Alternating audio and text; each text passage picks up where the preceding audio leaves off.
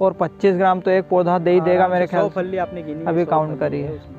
अपन ने अभी काउंट करी, उसमें 100 फल्ली है एक में। और ज़्यादा भी है सर, मतलब ये तो एक एवरेज काउंट किया है। ये देखिए दोस्तों, बहुत ज़्यादा यहाँ पर ब्रांचिंग है, बहुत तगड़ी यहाँ फूल पर भी आ रहे हैं ना, फ्रूटिंग है। फूल आ रहे हैं अभी तो।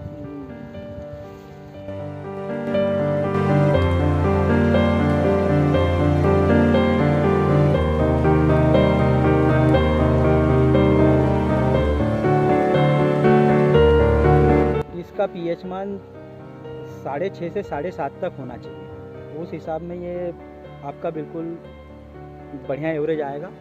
और पीएच मान मेंटेन करने के लिए मैं सबसे बढ़िया तरीका अपनाता हूँ जिप्सम का। दोस्तों आज हम लोग सोयाबीन की इंडिया में जो कि बेहतरीन फील्ड्स में से एक फील्ड है उस पर आए हैं। सोयाबीन का बहुत तगड़ा मैनेजमेंट यहाँ पर दिखाई दे रहा है। दोस्तों आप देख सकते हैं सोयाबीन की हाइट देखिए कितनी ज़बरदस्त है। रेस्ड बेड पर यहाँ पर सोयाबीन लगाई गई है। और इस फील्ड के जो ऑनर है दोस्तों, उन्होंने खेती स्टार्ट करने के पहले 10 साल पूरे भारत की खेती को, विभिन्न प्रकार की जो खेती की जाती है उनको अच्छी तरह से स्टडी की है, अच्छी तरह से जाना है, उसके बाद में खेती चालू की है। और उनके इस बड़े अनुभव का पूरा निचोड़ जो है इस वीडियो में निकालने वाले हैं। दोस्तों वीडियो बहुत खास होने वाला है, अंत तक बने रहिएगा। और चैनल पर नए हैं दोस्तों तो सब्सक्राइब कर लीजिएगा, बेल आइकन भी प्रेस कर दीजिएगा, क्योंकि इसी प्रकार के वीडियोस फार्मिंग तकनीक पर लगातार मिलते रहेंगे आपको। चलिए दोस्तों बात करते हैं इस फील्ड के ऑनर से। नमस्कार सर।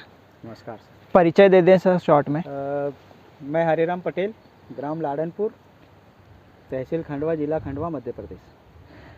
सर सबसे पहले कहाँ इसकी खेती होती है इसके बारे में बताएं भारत में।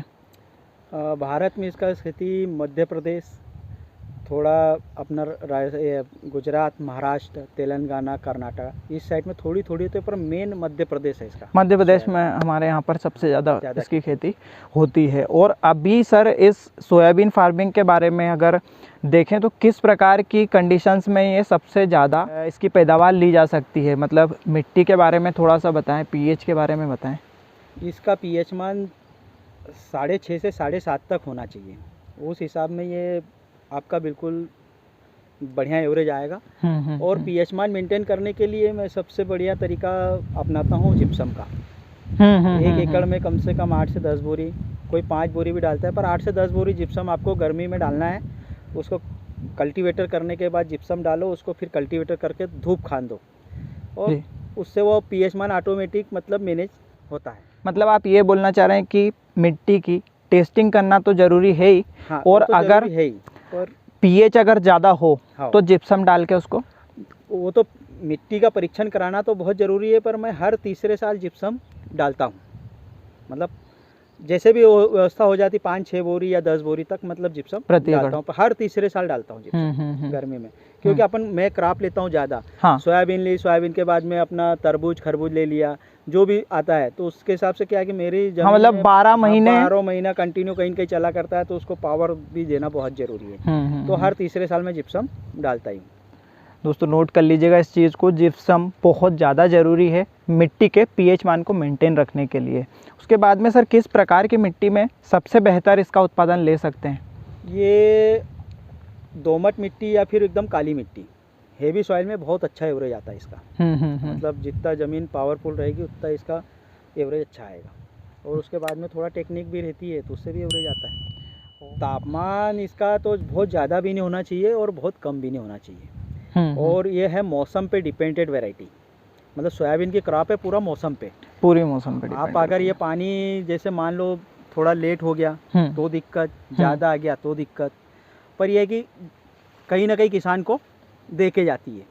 मतलब मैंने देखा है 2015 से लेके 15 में सूखा पड़ गया था, उसके बाद भी किसानों को 3 बोरे 2.5 बोरे कुंटल, 3 कुंटल 2.5 कुंटल का एवरेज दे के गई थी। मतलब हाँ, पूरा सूखे में भी उस टाइम पे देखा था। बस इसका जर्मिनेशन का है कि जर्मिनेशन बहुत, पानी बहुत मैनेज होना, जर्मिनेशन होने के बाद में तो ये बिल्कुल ये हो जाती है कि इसको जब भी पानी अगर लेट भी मिलता है तो इसको कुछ नहीं होता।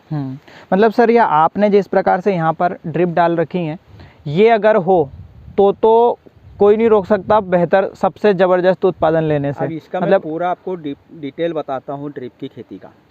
ये मैंने तरबूज को जो बेड बनाते हैं, तो मैंने 4 फीट पे इसका बेड बनवाया था जी। 4 फीट पे ट्रैक्टर का बेड बनाया, उस बेड को पूरा फ्लैट करा, मतलब 1.5 फीट तक उसको चपटा कर दिया, मतलब चौड़ा कर दिया। उसके बाद में उसमें बेसल डोज डाला मैंने, DAP, सल्फ़र, माइक्रोन्यूटन, माइक्रोराजा, ये बेड पे पूरा डाल दिया जैसे हम तरबूज में डालते हैं उस टाइप से। फिर उसमें लगा दिया ड्रिप लगाने के बाद में इसमें मजदूरों से मैंने 3-3 दाने 4-4 दाने चौपाई करवाई, मतलब 6 इंच 7 इंच पे। ये यहाँ पर देख भी सकते हैं दोस्तों, ये देखिए, ये देखिए, बहुत शानदार, बहुत शानदार। ये लगभग यहाँ पर हम देख रहे हैं 6 इंच 8 इंच के आसपास की डिस्टेंसिंग है। और ये 2 रो है, यहाँ पर 2 रो है, 2 रो है। मतलब ड्रिप के एक बेड पे ड्रिप के इस साइड भी और ड्रिप के उस साइड भी 1 फीट का गैप दे के 2 रो लगाई। तो 2 रो में 3-3 दाने 4-4 दाने 3-3 दाने, मतलब मजदूरों पे खुशवाया। अब ये मजदूरों का खर्चा, इसमें मेरे को 1.5 एकड़ खेत है मेरा। ये 1.5 एकड़ खेत में मेरे को 20 किलो बीज लगा था। एक नई वैरायटी है, अभी नाम नहीं आया उसका, इसमें 20 किलो बीज लगा था। ये 20 किलो बीज लगाने के लिए मेरे को मजदूर लगे थे कम से कम 15, मतलब 200 रुपये रोज के हिसाब से 3000 का बीज लगा जी। और उधर मैं बिजाई लाया था मेरी 16,000 रुपये कुंटल की। तो मेरे को वो अगर यहाँ सीढ़ील से बोता तो मेरे को ये कम से कम 50 किलो 60 किलो बोना पड़ती। तो मेरा यहाँ 20 किलो लगा, तो उतना मेरा मजदूर का पैसा बच गया, उधर कवर हो गया। तो ये पद्धति से मैंने सोयाबीन, मतलब ये पूरी इसकी चौपाई करवाई, पूरी गड़वाई है। और ये डिस्टेंसिंग 4 फीट की, ये 4 फीट का है। ड्रिप से ड्रिप का 4 फीट, पौधे से पौधे का 6-7 इंच बाय 1 फीट। अच्छा, मतलब रो से रो की डिस्टेंस 1 फीट है और पौधे से पौधे की दूरी 6-7 इंच। और इसके बाद में सर इसकी जो गहराई डालते हैं वो क्या होनी चाहिए? वो तो बिल्कुल हाथ से लगवाया था, मतलब 1 इंच, ज़्यादा नहीं गहराई करे, 1 इंच बस ऊपर ही रखते हैं। और इसका बुआई का एग्जैक्ट टाइम बताएं सर। 18 जून की इसकी बुआई है। जो नॉर्मल मध्य प्रदेश में हमारे 15 से 25 जून तक होती है उस हिसाब से इसकी बुआई, मतलब बोनी लगी गई थी हमारे यहाँ, मतलब जस्ट आजू बाजू जो सोयाबीन है वो 1 ही दिन की है। हाँ, जो फ्लैट फील्ड में, और ये दूसरे दिन की है फ्लैट वाली भी। इसके बीज उपचार किया जाता है कि नहीं, इसके बारे में भी डिटेल में एक बार बताएं। और अगर करते हैं तो किस चीज़ से आप करते हैं उसके बारे में भी बताएं। बीज उपचार का, इसको मैंने बीज उपचार करा था अपने कार्बन डाइजिम एंकोजेब प्लस थाइमोक्सोन 30%, 2 ml पर kg और 2 ग्राम पर kg, मतलब उससे बीज उपचार किया था।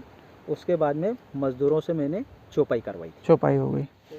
1 बाई 6 इंच 7 इंच पे इसको मैंने 3 से 4 दाने चौपाई करवाई, मतलब 3-3 4-4 दाने। इस वैरायटी के बारे में जैसे नाम तो अभी आप बता रहे हैं कि अभी ये रिसर्च सेंटर से डायरेक्ट ही ली गई है, तो अभी नाम तो क्लियर नहीं है, अभी नई वैरायटी है।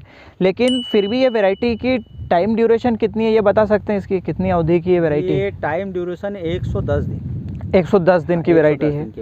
तो 110 दिन की पूरा सर एक मैनेजमेंट आप पूरा समझा सकते हैं इसमें हमारे दर्शकों को बहुत ज़्यादा, क्योंकि इसमें दिक्कत आती है कि क्या कौन से खाद डालने हैं, कौन से फंगिसाइड डालने हैं, कौन से स्प्रे करने हैं। 110 दिन की वैरायटी है तो कितने स्प्रे करना है, तो इसका सर एक डिटेल में थोड़ा सा समझाएंगे कि बुआई के बाद से हर एक स्टेज को एक बार समझाएं सर प्लीज़। आपको मैंने बता दिया बेसल डोज तो इसमें डाला ही था, बेसल डोज, ठीक है। हाँ। अब उसके बाद में इसमें जो पहला स्प्रे करा था वो बोनी के 15-20 दिन बाद करा था।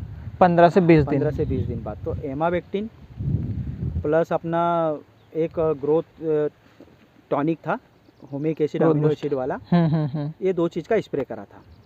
जब ये 15, फिर उसके 15, हर 15 दिन में स्प्रे करता हूँ मैं, हर 15 दिन में करना। 15 दिन में इसका स्प्रे करा था। तो इसमें फिर मैंने लिया था 19-19, फिर अपना वो 12 जेड वाला टेक्निकल, और एक हेक्साकोनाजोल फंगीसाइड, और एक अपना ग्रोथ प्रोमोटर टॉनिक फिर लिया था इसमें दूसरे स्प्रे में। मतलब दूसरे स्प्रे में फर्टिलाइजर भी लिया वाटर सॉल्युबल। ये क्या मात्रा ली थी सर? अगर 19-19 का लिया था 100 ग्राम प्रति टंकी 15 लीटर के पानी में, 15 लीटर पानी में 100 ग्राम, 10 ग्राम एमावेक्टिन, और टॉनिक का जो डोज रहता है वो ले लिया था।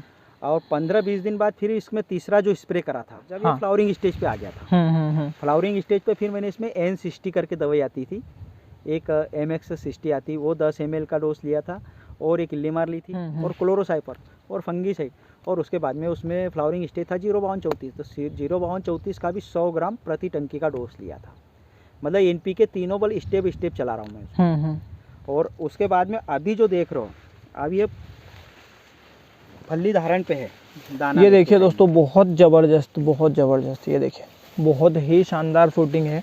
ये देखिए अभी दाना आया नहीं है उसमें, हाँ अभी तो बहुत अभी फ्लावरिंग चल रही है। फ्लावरिंग फ्रूट सेटिंग चल रही है। तो इसमें अभी स्प्रे करा है एक वर्टिगो 0050 और एक टाटा का अपना ये आता है फंगीसाइड आयान करके, उसका स्प्रे करवाया है और वो आप देख भी रहो। बिल्कुल फंगीसाइड सोयाबीन में कितना ज़रूरी है? देखो अगर फंगीसाइड आप यूज़ करते हो तो 10% बढ़ोतरी हो जाती है आपका पैदावार में फंगीसाइड से। अगर आप फंगीसाइड नहीं डालते हो तो 10% का आपका लॉस जाता है।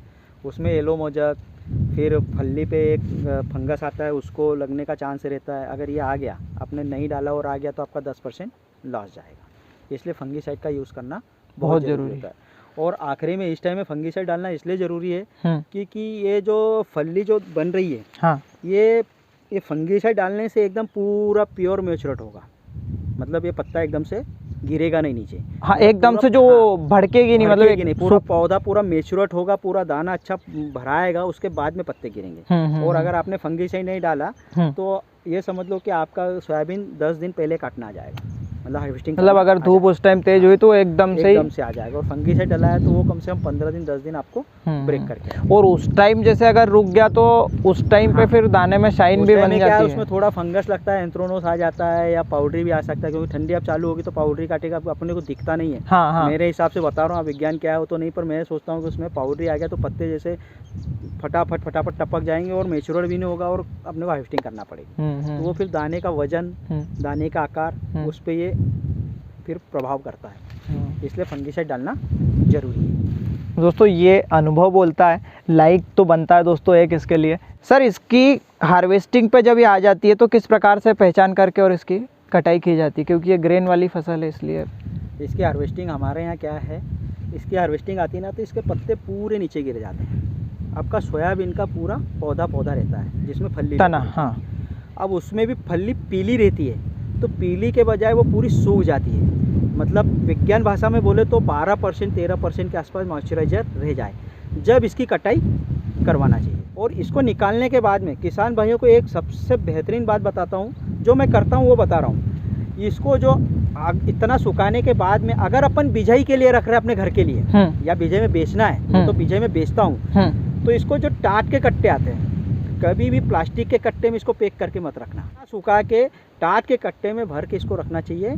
तो ये जर्मिनेशन इसका बहुत बढ़िया रहता है। आप जब भी बोनी करोगे तो एक नंबर है। मतलब टाट के कट्टे जो है वो स्टोरेज के लिए बहुत जरूरी है। बोरी जो आती है उसके कट्टे में भरा तो आपका जर्मिनेशन कम हो जाएगा, या ज़्यादा नमी वाला भर दिया तो उसका तो भी हो जाएगा, कम हो जाएगा जर्मिनेशन। तो इसको टाट के अच्छा सूखा के, मतलब आपने खेत से घर ले गए, उसके बाद में उसको 3 से 4 धूप खिलाना है 3 दिन तक। वो भी रात में खुला नहीं रहने देना है, दिन में खिलाना है, रात में ढकना है। हाँ, वो रात में मॉइस्चराइजर पकड़ लेगा।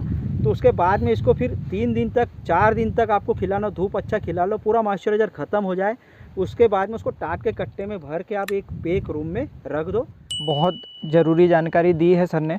सर मतलब हमको स्टोर करना है वो टाट की बोरियों में ही करना है? बिल्कुल। प्लास्टिक बोरी में अगर किया है तो जर्मिनेशन गिरने की जो प्रॉब्लम आती है दोस्तों, जर्मिनेशन जो बहुत सारे किसान ये समस्या फेस करते हैं कि जर्मिनेशन कम है, तो ये शायद ये कारण इसका मेन कारण है। तो इसका स्टोरेज जो है वो ऑप्टिमम नमी जो है लाकर और फिर बोरी में इसका स्टोरेज होना चाहिए। इसके बाद में सर इसके मार्केट का सीन बताएं, इसका क्या सीन है मार्केट का? भाई मार्केट अगर आप जिस रोज़ सोयाबीन आपकी निकली है, आपने धूप खिला लिया, आपका उसका मॉइस्चराइजर कम, क्योंकि व्यापारी भी लेता है तो मॉइस्चराइजर चेक करके लेता है, क्योंकि आपका मॉइस्चराइजर गीला है तो आपको उधर सीधा 100 200 300 रुपये 500 रुपये कुंटल तक का पैसा कम मिलता है। तो उस टाइम में आपका अगर रेट अच्छा है तो बेच सकते हो, क्योंकि विदेश में सोयाबीन जनवरी फरवरी तक निकलती है। तो उस तक थोड़ा वेट कर लेते हैं कि भाई जनवरी में अगर वहाँ का प्रोडक्शन कम जाता है या कोई आपातकालीन मौसम से वहाँ की सोयाबीन या कोई फसल डैमेज जाती है तो अपने इंडिया की सोयाबीन का रेट बढ़ने का चांस रहता है।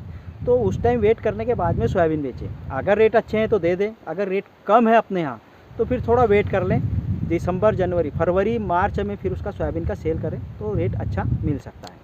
इस साल तो हालांकि शुरू से ही रेट अच्छा है, अपने यहाँ की DOC का बहुत अच्छा रेट रहा, तो सोयाबीन का रेट बहुत अच्छा रहा। जो अभी तक भी लास्ट ईयर का जो था, लास्ट ईयर का अभी तक भी रेट अच्छा था। लास्ट ईयर का रेट अच्छा था। तो लेकिन दोस्तों ये चीज़ बहुत नोटिस करने वाली है कि ओवरऑल ग्लोबल अगर रेट्स देखें तो वो वाकई जैसे जनवरी फरवरी में सर बता रहे हैं कि अगर जो यूरोपियन कंट्रीज़ हैं इनकी जनवरी फरवरी में हार्वेस्टिंग होती है, तो अगर वहाँ प्रोडक्शन कम हुआ तो रेट्स जो है वो यहाँ पर ज़्यादा होंगे। इसलिए कम से कम फरवरी से मार्च तक जो है आपको वेट करना है, उस समय आप बेचेंगे तो सबसे बेहतर आपको रेट्स मिल पाएंगे। इसके बाद में सर पर एकड़ सोयाबीन की यहाँ पर लागत क्या आई है आपको, और एवरेज उत्पादन क्या निकल जाता है उसके बारे में बताएं।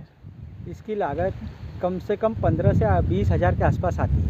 मतलब जिस किसान के पास जैसे ड्रिप रखी है पुरानी, तो उसको लागत 15,000 आएगी। अगर ड्रिप लेना है तो हाँ। फिर 20,000 एकड़ की लागत आएगी, प्रति एकड़ 20,000 रुपये। मेरे पास ड्रिप घर की पहली रखी हुई थी, तरबूज की निकाली हुई, तरबूज पैदा करा, उसने इसमें लगा दिया, तो ड्रिप की लागत मेरी 5-6 हज़ार रुपये माइनस हो गई। क्योंकि ड्रिप में वो यूज़ एंड थ्रो वाली लगाता हूँ, महंगी वाली नहीं लगाता। मतलब 2,000 का बंडल आता है 1,000 मीटर का, वो वाली ड्रिप लगाता हूँ, तो उसकी लागत कम बैठती है। मतलब 5 से 6 हज़ार रुपये एकड़ की लागत रहती है ड्रिप की। हाँ, और सोयाबीन में वो लगा भी सकते हैं, वो लगा भी सकते हैं, क्योंकि 1-2 बार यूज़ एंड थ्रो करो और उसको 2 साल में बरी कर दो। और इसके बाद में सर इसमें क्या एवरेज उत्पादन रहता है, इसके बारे में भी बताएं। इसमें मैंने पौधे की संख्या गिन के रखी हुई है। मैंने जिस दिन लगाया तो उस दिन गिन के रखी हुई है। तो इसमें ये 1.5 एकड़ खेत है, तो इसमें कम से कम 1,82,000 पौधे लगे हुए हैं। अगर अपन इसका 50% भी मार्जिन करें तो ये 1 एकड़ में 72,000 पौधा है जिंदा। नहीं, हाँ 1 एकड़ का बता, 1 एकड़ मैंने 1,80,82 1.5 एकड़ का काउंट करा था। तो उसका 50% मतलब एकड़ में जाएंगे तो ये 70-72 हज़ार रुपये पौधे मतलब मेरे खड़े हैं। मतलब 70,000 पौधे यहाँ पर खड़े हुए हैं। अगर 25 ग्राम भी एक पौधा देता है तो मेरा ये 18 कुंटल का एवरेज है 1 एकड़ का। 1 एकड़ में मेरे को 18 कुंटल 20 कुंटल के आसपास एवरेज आ जाएगा। और 25 ग्राम तो एक पौधा दे ही देगा मेरे ख्याल से। 100 फल्ली आपने गिनी, अभी काउंट करी है अपन ने, अभी काउंट करी, उसमें 100 फल्ली है एक में। और ज़्यादा भी है सर, मतलब ये तो एक एवरेज काउंट किया। ये देखिए दोस्तों, बहुत ज़्यादा यहाँ पर ब्रांचिंग है, बहुत तगड़ी यहाँ पर फूल भी आ रहे हैं ना, फ्रूटिंग है, फूल आ रहे हैं अभी तो। मतलब अगर 25 ग्राम देता है तो उसके हिसाब से आपका 18 क्विंटल का एवरेज निकलता है। यहाँ पर दोस्तों ये गणित बताता है, मतलब कितना ज़बरदस्त कैलकुलेशन है दोस्तों। ये चीज़ें हम लोग एक्चुअली तरबूज में कैलकुलेट करके रखते हैं, वो सर ने सोयाबीन में कैलकुलेट करके रखी है कि कितने पौधे लगाए हैं, कितना उसमें से 50% कम करके और क्या एवरेज जो है वजन जो है एक पौधा देगा, उसके हिसाब से 18 क्विंटल का यहाँ पर एवरेज जो है सर ने बताया है। बहुत ज़बरदस्त चीज़ है ये, लाइक इसके लिए भी बनता है दोस्तों, लाइक कर दीजिएगा। और इसके बाद में सर सोयाबीन के स्कोप के बारे में बताएं, भविष्य में सोयाबीन की खेती का कितना स्कोप है।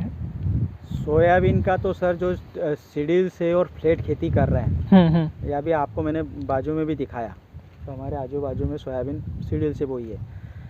इसका एक तो सबसे बड़ा है सोयाबीन का, अगर उसका भविष्य सही रखना है तो आपको पौधों की संख्या नंबर ऑफ रखना पड़ेगी। हाँ, ये जो काउंटिंग आपने काउंटिंग बताई, अगर काउंटिंग है आप 1 एकड़ में ये मान के चलो 20 किलो में 1,80,000 पौधे लगाए 1.5 एकड़ खेत में। अब एक किसान 50 किलो डालता है 1 एकड़ में, तो आप 20 किलो में 1,80 गए तो सोचो आप 50 किलो में कितने पौधे गए। तो पौधों की संख्या ज़्यादा होने से उसका जो एवरेज है ना डाउन जा रहा है। और यही कंडीशन में सोयाबीन फिर वो 4 कुंटल 5 कुंटल का एवरेज आता है, तो किसान फिर उससे थोड़ा पीछे हट रहा सोयाबीन से। तो आपको तकनीकी खेती पे आना पड़ेगा इस टाइप से, और आपको इस तरीके से खेती करोगे तभी आपकी आय डबल होगी। क्योंकि अगर वो 5 कुंटल निकल रहा है और अपने को अगर 10 का भी एवरेज आ रहा है, मैं एक बात बता रहा हूँ, 10 का भी एवरेज आ रहा है, तो अपन उससे डबल एवरेज लेके चल रहे हैं, सिर्फ इसलिए कि नंबर ऑफ संख्या है। बिल्कुल आपके हम नंबर, आप ये देखो ये इसमें हवा जा रही है, है ना, आप उसमें देखो आपके अंदर हवा घुस ही नहीं रही है। तो ये जो फल्ली सेटिंग है फूल पे, ये सारी चीज़ों पे उसका असर पड़ता है। दाने की साइज बढ़ने में बहुत सारी, अब ये हवा अंदर जाएगी ना तो सारी चीज़ों में असर पड़ता है। तो इसलिए सोयाबीन की खेती का भविष्य यही है कि आपको अगर ये करना है तो बीज की मात्रा आपको कम करना पड़ेगी, नहीं तो आप फिर सोयाबीन की खेती आपको छोड़ना पड़ेगी। बिल्कुल, अगर थोड़ा हाँ, यही अगर सीन रहा इसका कि जैसे हमारे इधर देख रहे हैं कि 4, 5, 6 का एवरेज जो है 50-60 किलो प्रति एकड़ डालते हैं और निकालते कितना है 4, 5, 6 क्विंटल। तो उसी वजह से एवरेज कम है। अगर ये तरीका अगर अपनाए तो बहुत जबरदस्त। और आपको नई टेक्निक है तो उसमें थोड़ा तो नया मैं तो नया कुछ करता हूँ। पिछली बार भी करा था, अभी एक और नया करने जा रहा हूँ। तरबूज और मिर्ची, एक वेट पे तरबूज और मिर्ची दोनों साथ में लगा रहे हैं। मतलब सेम फील्ड में दोनों चीज़ें लगाने। सेम फील्ड में 2 क्रॉप। क्या बात, मतलब जैसे अपन ने ये लगाया ना, ये ड्रिप के इस साइड तरबूज आएगा और इस साइड मिर्ची आएगी, एक ही बेड पे 2। तो अगला वीडियो अपन बनाएंगे, जब आना आप देखने। बिल्कुल आऊँगा सर, बिल्कुल आऊँगा। आप देखने आना बिल्कुल, वो नया तरीका मैं भी प्रैक्टिकल कर रहा हूँ। बहुत सारी चीज़ें सर, लास्ट वीडियो में भी दोस्तों एक डॉलर चने की खेती के लिए वीडियो डला हुआ है, आप देख सकते हैं, आई बटन पे क्लिक करके भी देख सकते हैं। उसमें भी बहुत ज़बरदस्त उत्पादन लिया है सर ने, और मैं बहुत कुछ सीख चुका हूँ सर से अभी तक, और आगे भी दोस्तों आपको भी बताते रहेंगे। जैसे सर ने अभी बताया कि मिर्च और तरबूज एक साथ में लगाने वाले हैं, क्या उसका रिज़ल्ट रहता है, डिटेल में इसका वीडियो भी हम शेयर करेंगे।